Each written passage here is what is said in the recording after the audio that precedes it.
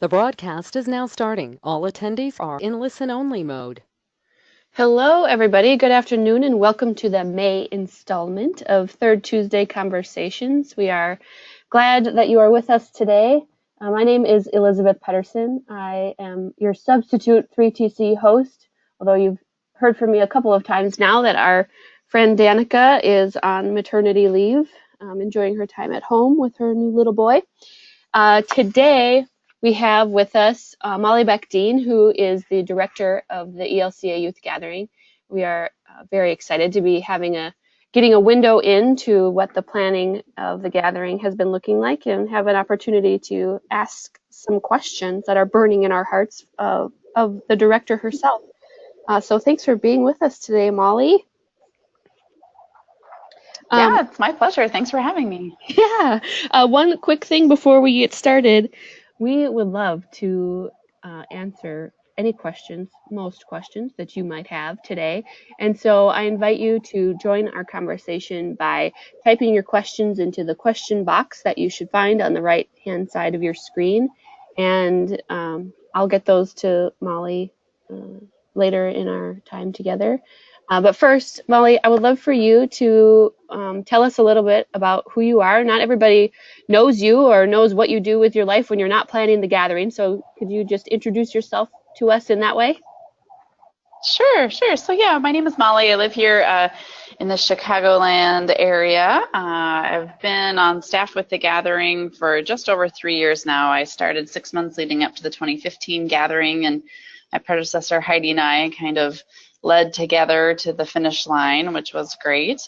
And so now we are, 41 days or something like that out from the 2018 gathering. And when I'm not doing this, I have a family. I have 2 little kids, Clara and Connor, who are counting the days down until school is over. So they have like a week and a half left here in Illinois. So they are very excited for the end of school. And I'm married to my husband Brent, and we have 2 dogs and all that good stuff. So I love spending time with my family when I'm not on a plane somewhere or in a cubicle here at the church-wide offices.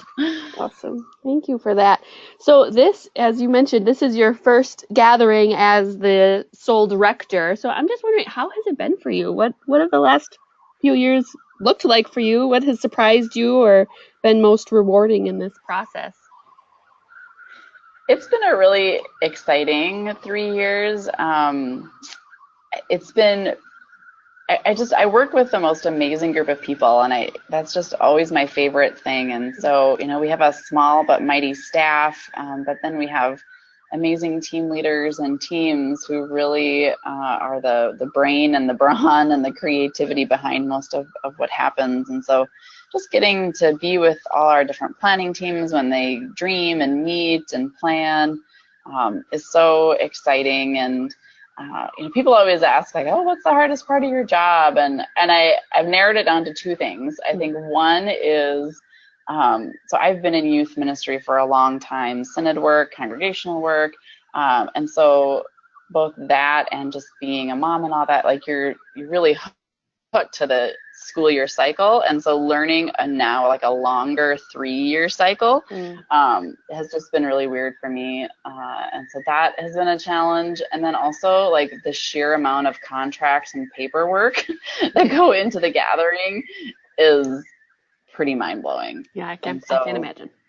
Yeah. I don't mind it. It's just a lot. Yeah, it's a lot. Yeah. Cool. That's awesome. So we have a lot of like detailed stuff that we're going to go over today, but I wanted to start by having you talk a little bit about the vision and goals of the gathering, like why we're even doing this and what it's all about. I love the way that you talk about what this gathering will be focusing on. So can we just start there and have you, go through the vision and goals? Absolutely. Well, I think the mission of the gathering is pretty pure and simple: faith formation in kids. At the end of the day, everything that we do should be pointing back to young people and their relationship with Jesus Christ. And we do that through some familiar ways and some really unique ways. And so everything from worship to Bible study to service learning to interactive learning and fellowship with other Christians, everything that we program, and a lot of the things that we don't program, just those in between times. We really want to focus on faith formation in teens. And so that means sometimes when we have a great idea or we have a request, from somebody out in the universe to do something, that sometimes we have to pause and say, okay, does this sounds like a really cool opportunity or a good idea, but does it point back to faith formation in teens? And so that's always been a primary focus of the gathering. And I think this year we're just really trying to hone in on the intentionality of it. And as we think about how we go about that mission, people have asked me, well, what are the goals of the gathering, right? Like, what are you working towards? And so I really thought about what was important and what I got out of the gathering when I was a kid and when I was an adult leader and took kids to the gathering. And so these are the 5 things that I guess are goals or hopes. We hope that every kid is both affirmed and challenged in their faith, that they have at least one, if not many, of those moments where they just feel affirmed and just true in their faith. And we also know that young people will have those moments, an experience or a conversation where they feel challenged in their faith and they ask hard questions of God and of those in their faith community. And we want to create a safe space where both of those are okay. We hope the gathering is a place where kids can experience new perspectives, whether it's, again, hearing a story or doing an activity or hearing a speaker, whatever it is, that the gathering is a place where they can experience new perspectives. I know for me, I grew up in rural North Dakota, and so when I went to the gathering in New Orleans, one of my new perspectives was just being in a large city. I had never, that was a new perspective for me, and I know that'll be true for kids in Houston too. Right. Another one of our goals is that this is a place where kids can think about what God is calling them to be, right? Our church word is vocation for that, but really, like, the gathering is a place where they can think about what God is calling them to be in the world. We also know that the gathering is a great time for congregational groups to bond and is often maybe a restart or a kickstart for youth ministry and congregations. And the reality is you're only with us for a week. And so we realize that the magic really happens back in the congregations. And so for the gathering to be a place where your congregational group can grow in faith together is really important to us. And then finally, the ELCA Youth Gathering is a place to come and learn about the ELCA, shockingly enough. But, again, a lot of kids maybe don't realize that they're a part of such a huge denomination, or maybe don't realize what we're doing throughout the country and the world. And so we want them to come and hear stories of their church and feel excited to be a part of the ELCA. Very good. Awesome. Okay, so now there are so many details that are swirling around all of us. What are what are the big things that people need to know right now? Can you just cover the big stuff? Yes, well, it's a big day. So today is May 15th, closing of registration. And I just checked before we hopped on, we're over 30,000 participants, which is really exciting. The gathering has increased in size from last cycle, and that's really exciting. And that 30,000 doesn't include all of our volunteers and team members and our partners and all those people that come. So we'll be well over 31,000 by the end of today. Awesome. So that's a little bit, so yeah, May 15th, big day. Your registration payment has to be postmarked today, and deposit and housing lists are supposed to have been received by our hotels today. So hopefully everybody is on task with that. If not, you might want to print out your payment letter and quick get it in the mail today. Yes, you find that in your congregational registration. Right. Absolutely. Yes. Okay. We're going to talk about the offerings that we have at the gathering. Yeah, I mean, it's something that we have a variety of different ways for people to give at the gathering. One is our in-kind offering, which is Blast Off for Books. And more information on all three of these is on our website under details and then offering.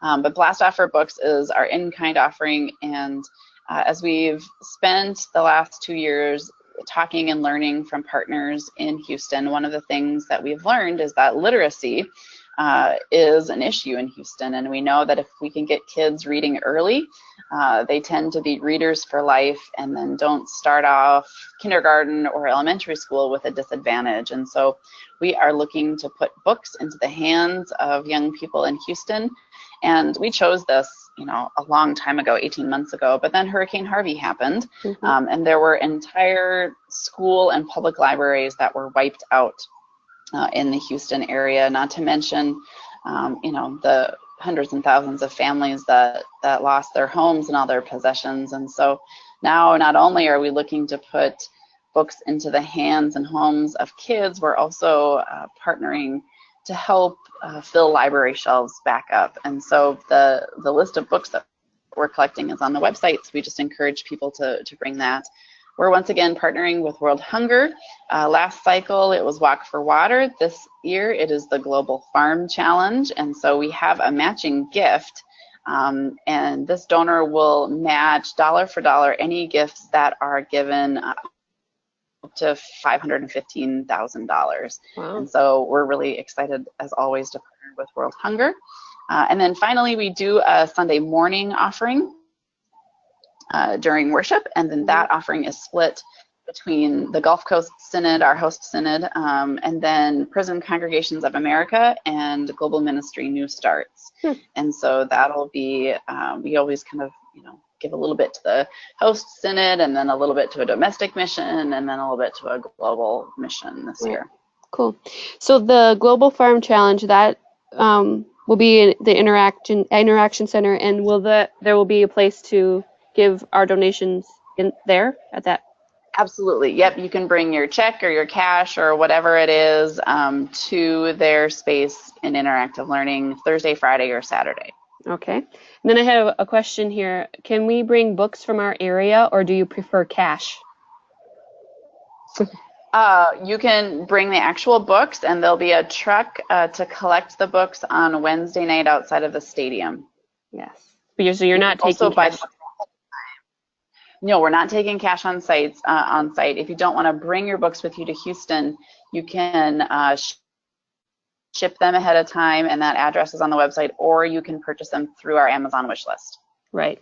The goal is that we're going to do something with those books when we're in Houston, so we need the actual books when we're there. Absolutely. Yeah, we're hosting 30 or 35 book fairs across the city on Saturday. So. Cool. So yeah, these offerings here, I don't know about the rest of you, but for me personally, as I'm planning my trip, now that I've got the kind of the big stuff, registration and hotels behind me, I can focus on, all right, what's our time at the gathering going to look like, and how are we going to participate in some of the stuff there. So now is the time to be able to start looking at how you participate in the offerings at the gathering, I think. Okay. Oh wait, I have another question here. So how will groups transport their books to NRG if they're using light rail or walking? What do you think, Molly? Throw them in your book bag? Yeah, I would say if you have, you know, more than a few books per person and you don't want to lug a tote onto the light rail, I'd send them ahead of time. Right. Yeah. If you don't have to have physical books, I'd go on Amazon and fill out the wish list, and then they'll be there for you. You don't have to bring them. Okay. Let's move on to transportation, another very big area of questions. I'm sure everybody is 100% clear on everything transportation related. No, I know there's lots of questions. If you haven't already, please do go and watch the webinar. Our transportation team leader, Kim Adams, had a great webinar last week. It is on our Facebook page. You can watch the stored Facebook Live video. And so really, you know, most of the details for what people are wondering are in that webinar. One thing to highlight, Parking is free at NRG, and so if you are bringing your own vehicles, there'll be a designated lot for personal vehicles and buses, but parking is free even overnight, and so that is something that we're glad to be able to offer. We've also been getting questions about when launch times and locations will be available, and that'll be available in early June. So in early June, your final confirmation letter will be in your congregational portal, and a part of that letter will be your launch times and locations. Kim does give some time ranges in her webinar, though, so if you're looking for a range on each of your days, you can look at the webinar. Yeah, so that just means that if you're using gathering transportation, this is when you will find out when you'll be picked up and where exactly. And especially for service day, Yep. everybody will have that information there because everybody is being transported on service day. Yeah, and I know there's also a ton of some questions about the shuttle that's being offered by our TMS partners. Yeah. Roy from TMS was a part of that webinar, and he does talk a little bit about the shuttle, but that is a service operated from that transportation company. That's not a gathering thing. So if you have changes in flights or questions about that, it's best to just go to TMS with that and not us, because we unfortunately can't really help you with that. Yeah. Is the contact info for TMS on the gathering website? It is. Well, it's in the webinar. In the webinar. It's, yep, ELCA 2018 at tms.com. Yeah, that transportation webinar was really helpful, so I encourage people to watch that for sure. Okay. I want to shift a little bit and talk about the gathering pre-events. I just want to make sure that people know what's happening before the gathering begins and the awesome ministries that we have available to our people. So can you talk about Mile and the table? Sure.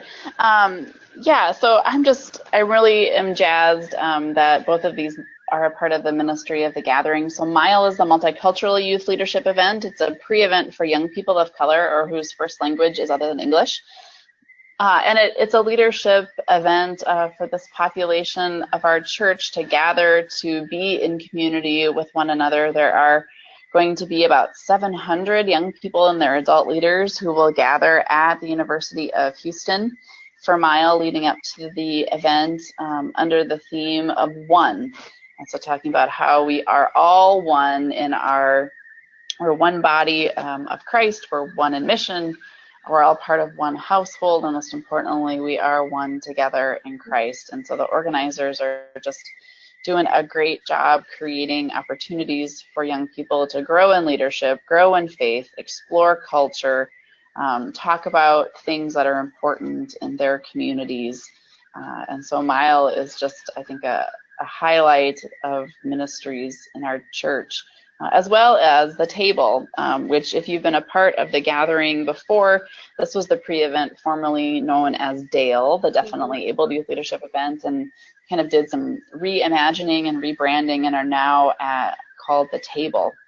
And so the table's theme is You Belong, and it is a pre-event for young people with disabilities, a whole range of disabilities, and there'll be a number of young people who come. And again, the table is really about gathering and empowering a community of young people that often feel really alone in our churches or feel really on the outside of our churches and of society. And so the table is an opportunity for us to gather these young people and to let them know that they do belong and that we as a church need their gifts and their passions. And so both of these pre-events are really important to the ministry of the gathering and to me personally. And so I really hope that folks who are listening, if they have young people that fit either of these demographics, have given them the opportunity to come and join us at one of these pre-events, because they're going to be great.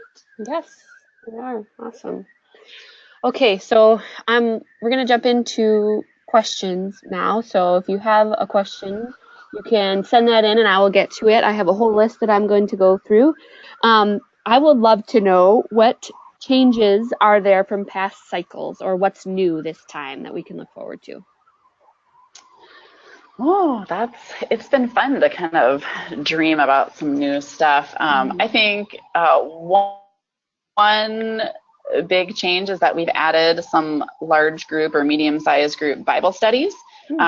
That's something that has been kind of missing in the past, and so every afternoon at 3:30 at the arena at NRG Park, we'll be gathering for Bible study, and so there'll be a Bible study on the daily theme given by one of the speakers that folks will hear at a mass gathering, and so it's a chance to hear some of your favorite speakers in a more intimate setting. And there'll also be music from Agape and Rachel Kurtz and some of our favorite musicians. And so that's at 3:30 every day, and that's an addition that I'm really excited about. We're also going to be doing a little bit more live streaming than we've done in the past. And so not only the nightly mass gatherings, but parts of Mile and the Table will be live streamed. The Bibles will be live streamed, and we may, now with Facebook Live, who knows, we may be popping up live everywhere. And leading up to the gathering, we've done some new things. Hopefully folks have subscribed to our new Youth Gathering blog, which is not so much about sharing information, it's more so about sharing stories of the gathering. I do a little bit of writing of it, but mostly it's from gathering participants and leadership from across the church. And so that's been kind of fun leading up to the gathering, just to hear what people are excited about or how the gathering has impacted them in the past, and kind of looking toward the future. So there's lots of kind of new pieces that we're thinking about for this cycle too. Awesome. Yeah. I'm also really excited for the Hammock Village. I know, right? That's just really, really great sounding. Okay, I have a question here. All right. What's that? You just kind of go and chill in the hammocks. Yes, that will be wonderful. Okay, I have a question here from Becca. She's wondering, what are the daily themes? So our daily themes, we're trying to get on the website. We're having a little bit of technical difficulty, but that should be up there soon. But on a Wednesday, we'll talk about how God's call changes everything. On Thursday, God's love changes everything. Friday, God's grace changes everything. Saturday, God's hope changes everything. And Sunday, Jesus changes everything. Jesus. And there's scripture that accompanies each of those sub-themes, and that'll be on our website. Gosh, I hope this week. We've been trying to get it up for like 3 weeks. But hopefully this week there's some graphics, there's the daily theme, and then there's the accompanying scripture. And so you'll see those daily themes in each of our programming pieces. And so whether you're having, your Synod Day or your service learning or whatever day it is, we've asked each of our program teams to kind of weave these daily themes throughout. And then of course we'll all experience the daily themes when we're together in the stadium at night. Awesome.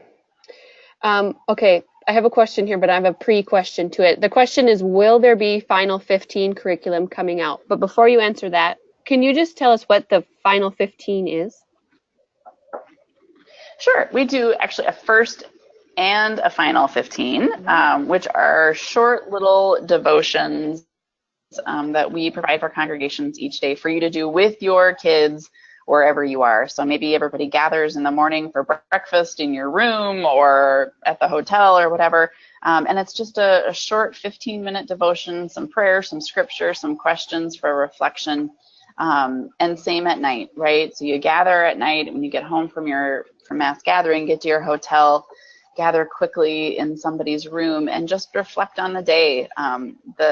The Final 15 also reflects on the theme of the day. And so, on Friday night, you'll gather and say, okay, how did you experience God's grace and how does that change everything? And so those, and again, those are on your own in your space when you can gather your kids. And those are available. They'll be in the printed guidebook that every adult will get when you check in at your hotel. And they also will be available on the app, the Gathering app, and the Gathering app will be available probably a couple of weeks before the gathering.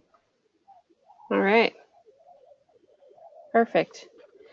Okay, let's see. Final 15, yep, there you go. Could you repeat those? I did. Okay, the transportation webinar is currently not available for viewing on the website. Is there another link? I think you said you should find it on Facebook, right?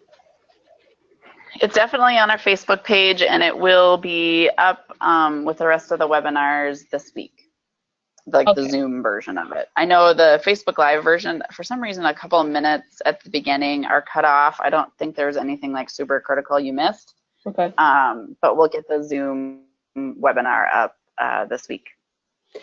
Perfect. Yes. So for now, check Facebook. It will be on the website later this week. Cool.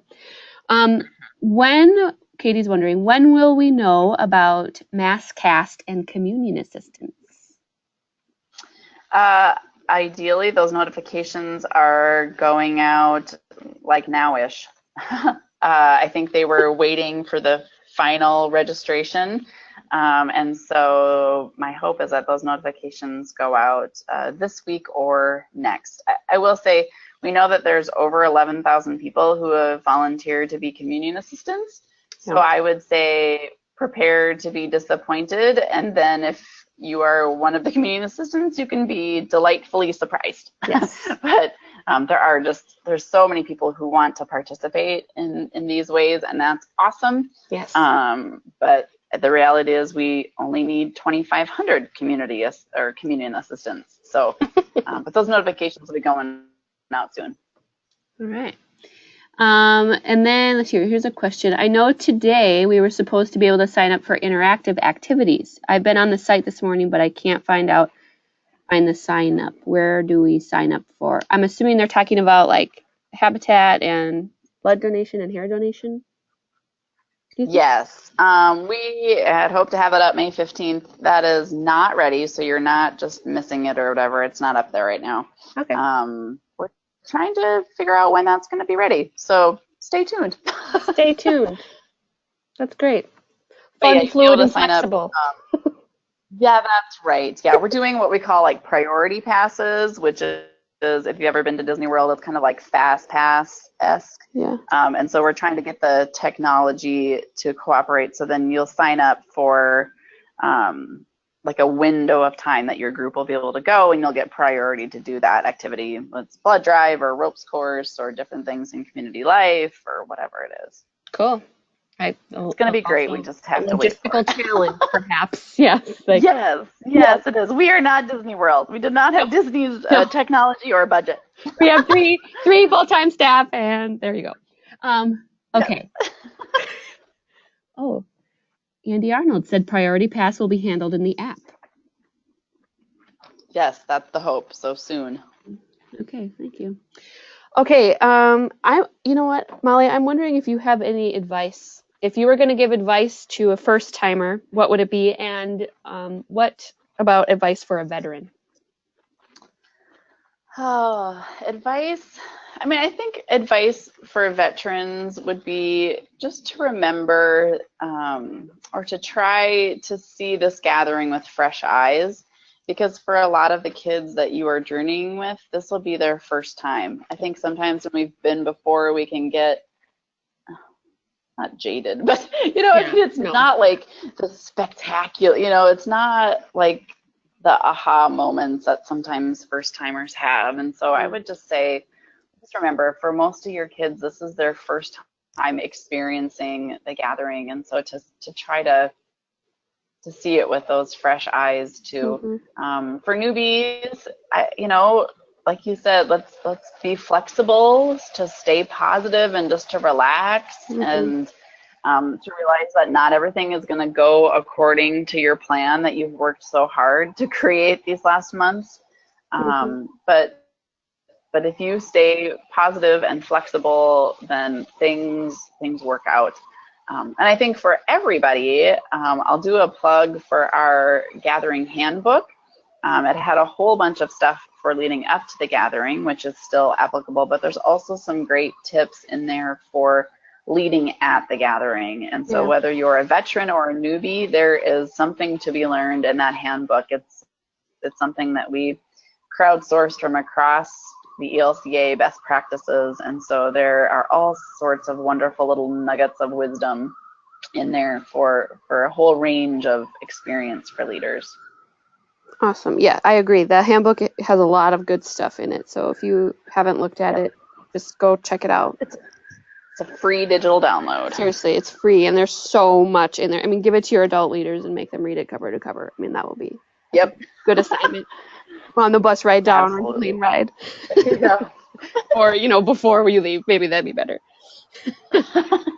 Okay, really quick. There was a couple of questions asking, is the app available now? It is not. Yeah, so they'll be closer to the gathering. Yep. A couple weeks out, probably. Okay, and you said the first and final 15 will be on the app too. Yes, and in the printed guidebook. And in the printed guidebook. So if they wanted to see it beforehand, they should look for it on the app when that is available, correct? Yep. There you go. All right. Thank you so much for being with us, Molly. This was really great. Oh, of course. I'm happy to help. And if folks have questions, email is the best way to get a hold of us, rather than phone. But if you don't email, you can call us. But email is the best way to get a quick answer to your questions. Or, as you know, Elizabeth, your Gathering Synod coordinator would love to help you with all of your gathering questions as well. So yes, talk to your Synod coordinator if you have questions too. Synod coordinators know most of the things that the gathering staff know. And if we don't know, we have a way to find out. So talk to your gathering Synod coordinators.